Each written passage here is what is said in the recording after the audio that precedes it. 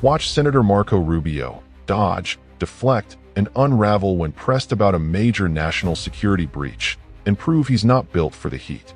Republican Congressman Don Bacon weighed in on the Signal chat breach, saying the White House is, quote, in denial that this was not classified or sensitive data. They should just own up to it and preserve credibility. Do you think that's true? Also, here in Jamaica, there are USAID employees at our embassy, like so many others around the world, on administrative leave, not carrying out the work of the American people.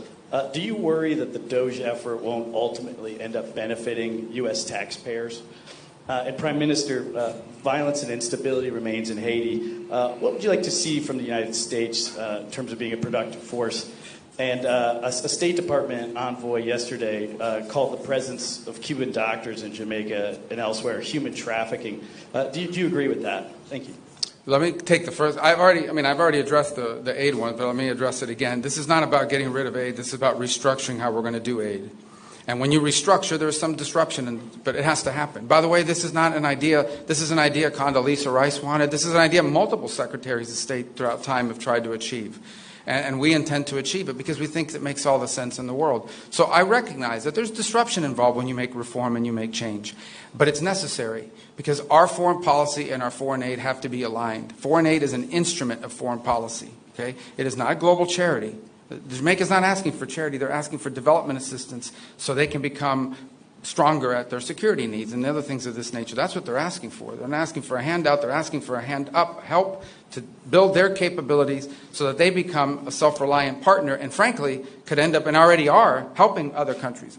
Jamaica now is contributing to the effort in Haiti, as an example. So these are the kinds of things we want to see in our foreign aid. So, look, our goal was not to disrupt anyone's life. Our goal was to restructure the way we deliver foreign aid so that it is aligned with our foreign policy and with what we're trying to carry out at our respective missions around the world. On the first question, let me just say on the Signal thing. This thing was set up for purposes of coordinating how everyone was going to call. You know, when these things happen, I need to call foreign ministers, especially of our close allies. We need to notify members of Congress. Other members of the team have different people they need to notify as well. And that was the purpose of why it was set up. Obviously, someone made a mistake.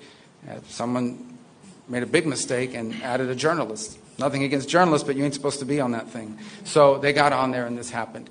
I've been, so I can speak to myself or my presence on it. I think my role on it was just speaking for my role. I contributed to it twice. I identified my point of contact, which is my chief of staff.